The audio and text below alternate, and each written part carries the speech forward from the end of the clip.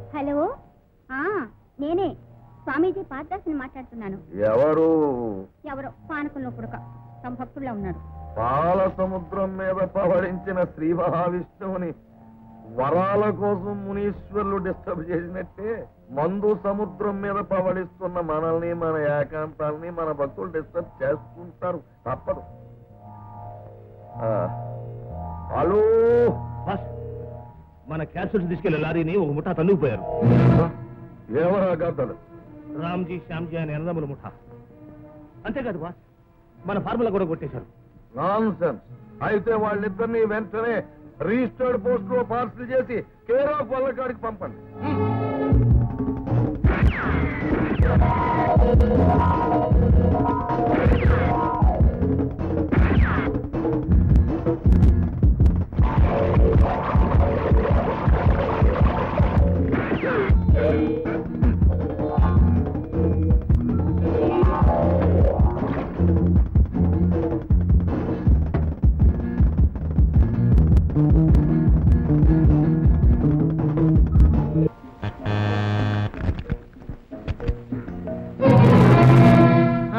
రామ్జీ నువ్వా?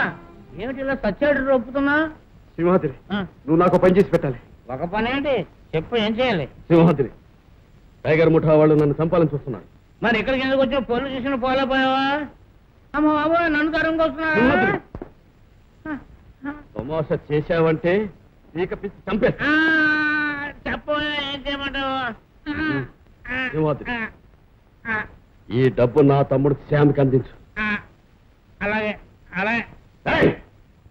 ఇది నీ బాడీయా నా బాడీ అనుకున్నానయ్యా. ఈ డబ్బు మీ తమ్ముడికి అందేవాళ్ళు, అంతే కదా? నేను చేస్తానులే. ఈ డబ్బు నా తమ్ముడికి అందించకపోయావో అబ్బా, ఎందుకు అంత బెదిరిస్తావు? మీ తమ్ముడికి అందేవాలి, అందిస్తాను, అంతే కదా? వదిలేసి వదిలేసి. సింహాద్రి, ఆ టైగర్ గ్యాంగ్ నన్ను నా తమ్ముడిని పట్టుకోవాలని చూస్తున్నారు.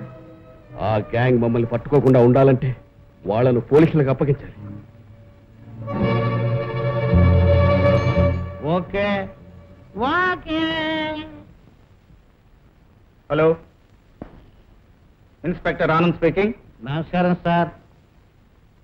లక్షల వార్త. అదే సార్, లక్షలు విలువ చేసే సరుకు టైగర్ స్థావరంలోనా? అవును సార్, అదంతా స్మగ్లింగ్ సరుకే అండి. అది ఎక్కడుంది? చేటి బేరిలాల్ పచ్చనాడ పక్కన పెద్ద మైదానం ఉంది సార్. ఆ మైదానం పక్కనే ఒక టైగర్ కూడా ఉంది. ఇంతకీ నువ్వెవరు? పేరెందుకు సార్, ముందు పని చూడండి, మళ్ళీ వెళ్ళకపోతే వాళ్ళు దొరకరు. పేరు చెప్పాలా? అమ్మా, పోలీసులకు పేరు చెప్తే ఏం జరుగుతుందో నాకు తెలీదా? ఇద్దరు కానిస్టేబుల్స్ తీసుకుని వెంటరా. ఇద్దరు కానిస్టేబుల్స్ తీసుకుని ఆయన వెంట వెళ్ళు. You stupid lazy fellow, follow me. You stupid lazy fellow, follow me.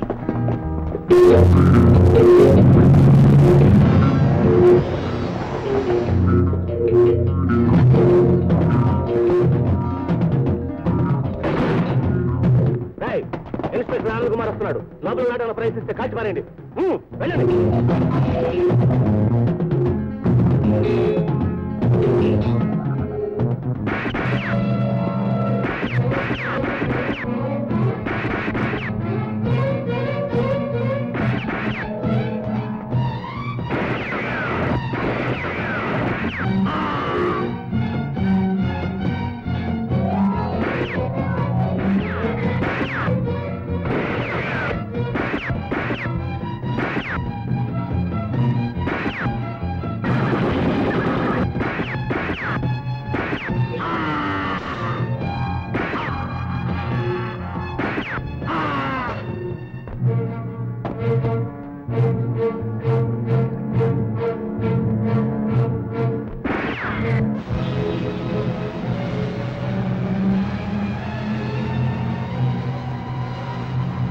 మనం ఫోన్ కాల్ అనుకుని వెళ్ళినా ప్రయోజనం లేకపోయిందంటే ఈ ముఠా చాలా తెలివైంది గాను, పటిష్టమైన పథకాలు వేసేది గాను కనిపిస్తోంది.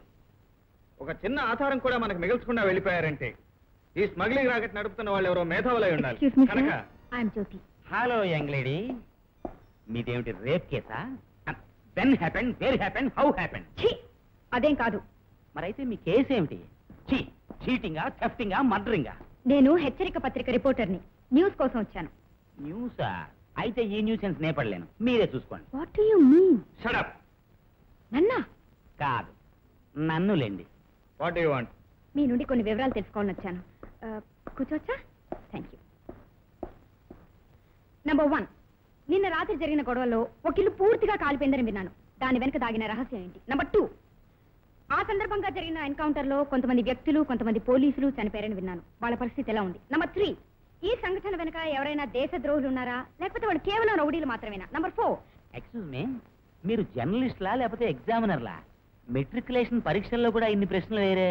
చూడండి, మీరు రేపు వస్తే మీ ప్రశ్నలన్నిటికీ సమాధానం చెప్తాం.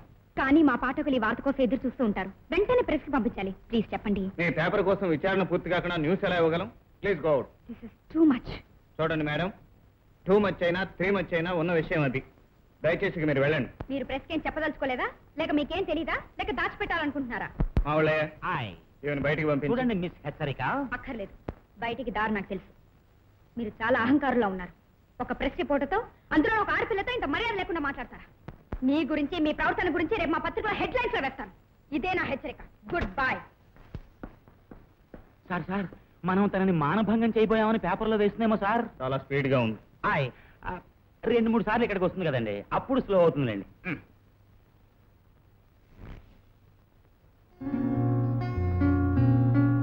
సార్, ఇవాళ మీరు రెస్ట్ తీసుకుంటారా? నో. ఆ గడియారానికి స్లోగా నడిచే అలవాటు ఉందా, లేక మీరు అశ్రద్ధ చేస్తున్నారా? 9 నిమిషాలు స్లోగా నడుస్తుంది. సరి చేయించండి. Yes sir. బై ఇవాళ నా అపాయింట్మెంట్స్ ఏమిటి? సార్, 3 గంటలకు ఆఫీసర్స్ మీటింగ్, 4 గంటలకు ఇమ్మీడియట్ కేసెస్, 5 గంటలకు ఆంధ్ర కల్చరల్ అసోసియేషన్ వారు మీకు ఏర్పాటు చేసిన సన్మాన సభా కార్యక్రమం. ఈ ఆంధ్ర కల్చరల్ అసోసియేషన్ కి మనకి ఏమిటి సంబంధం? సార్, ఈ అసోసియేషన్ వారు ఎంతో పేరు ప్రఖ్యాతులు ఉన్నవారు. ఎంతో మంది కళాకారులకు లోగడ సన్మానం చేశారు. I see.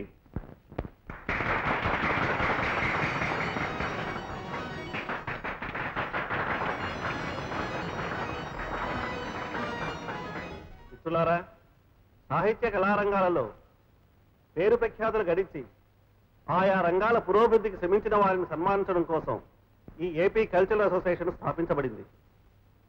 ఈ రోజున మొదటిసారిగా ఈ సంప్రదాయాన్ని కాదని, ఇటు సాహిత్యానికి అటు కళకు సంబంధించని ఒక వ్యక్తిని మనం సన్మానిస్తున్నాం. ప్రతాప్ కుమార్ గారు తన శక్తితో, సామర్థ్యంతో, నేర్పుతో, తన ప్రతాపంతో ఎన్నో ఘనకార్యాలు సాధించి అత్యున్నత స్థానం చేరుకున్న కారణంగా ఈయనకి స్వాగతం చెప్పకుండా, సన్మానించకుండా ఉండలేకపోతున్నాం.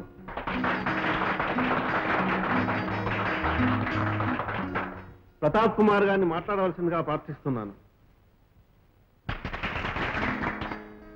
ఎదుటివారి గొప్పతనాన్ని అంగీకరించడానికి సంస్కారం ఉండాలి.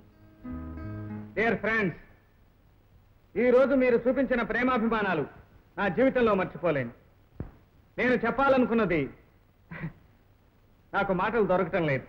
నేను ఏం చేసినా అది నా కర్తవ్యంగా భావించే చేశాను.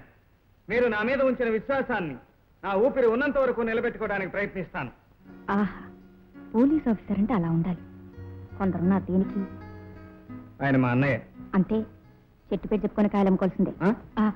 కుమార్ గారు, నేను ఒక జర్నలిస్ట్ని. మిమ్మల్ని కొన్ని ప్రశ్నలు అడగాలనుకుంటున్నాను. అడగచ్చా? అడగండి. జర్నలిస్ట్ పై మీ అభిప్రాయం? జాతిని జాగృతపరిచే శక్తివంతమైన మేధావులను నేను కళాన్ని కత్తి కంటే పదునైన ఆయుధంగా భావిస్తాను. సార్, లంచానికి అలవాటు పడ్డ పోలీస్ ఆఫీసర్ని ఏం చేయాలి సార్? మీరే ప్రజావాణి. మీ చేతిలో ఉంది కలం అనే ఆయుధం. దాన్ని ఉపయోగించండి. మీరు లెక్కర్స్ తీసుకుంటారా? No. Sir, one more question. విజయం సాధించే ప్రతి మగాడి వెనుక ఓ స్త్రీ ఉంటుందంటారు. మీ వెనుక ఉన్న ఆమె ఎవరో చెప్తారా? ప్రస్తుతం నా వెనక మీరే ఉన్నారు. ఇంకా ఇక్కడెందుకమ్మా? నాకు పెద్ద బంగ్లా ఇచ్చారుగా, అందరం కలిసి అక్కడే ఉన్నాం. అన్నయ్య పిలిచాడని ఇప్పుడు వెళ్తాం. రేపు పొద్దున వస్తే? నీకు ఆ భయం ఎక్కర్లేచ్చలేమ్మా. నేను అసలు పెళ్ళే చేసుకోను. అవేం మాటలు బాబు, ఎల్లకాలం బ్రహ్మచారిగానే ఉంటావా? అవునమ్మా, నా వృత్తిని నేను ఎప్పుడో పెళ్లి చేసుకున్నాను. ఇక పెళ్లి ప్రస్తావన అంటూ లేదు. మీరు ఆ విషయం ఎత్తనకూడదు.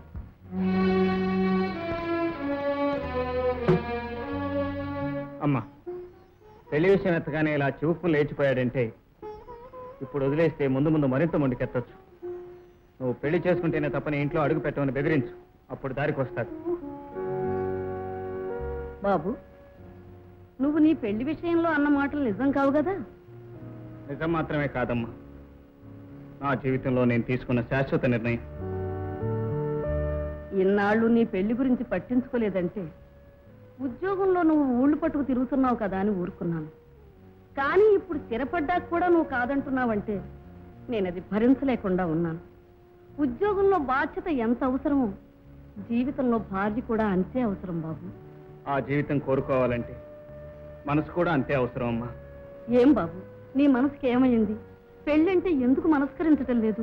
కొన్ని ప్రశ్నలకు సమాధానాలు ఉండవమ్మా, దాన్నే విధి అంటారు. విధిని అడ్డం పెట్టుకుని వేదాంతం మాట్లాడుతున్నావా?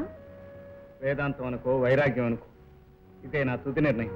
అయితే నా నిర్ణయం కూడా విను. తల్లి మాట గౌరవించి నువ్వు పెళ్లి చేసుకోనంత వరకు నేను నీకు తల్లిని కాను, నీ ఇంటి గడప తొక్కను. అమ్మా, నేనే కాదు, నా బిడ్డల్ని కూడా నీ స్థాయికి రానివ్వను. సరే, నీ ఇష్టం. బాధపడకమ్మా, ఎలాగైనా సరే అన్నయ్య నొప్పించి నేను పెళ్లి జరిపిస్తాను. అయితే ప్రతాప్ వాడు తల్లితోనూ తమ్ముడితోనూ కలిసి ఉండడం లేదన్నమాట. అవును, పెళ్లి చేసుకోమని తల్లి తమ్ముడు పట్టుపట్టారట. ప్రతాప్ ఈ జన్మకు చేసుకోనన్నాడట. దాంతో మాట వచ్చుంటుంది, వీడికి పౌరుషం వచ్చుంటుంది, దాంతో వేరుగా ఉండి ఉంటాడు.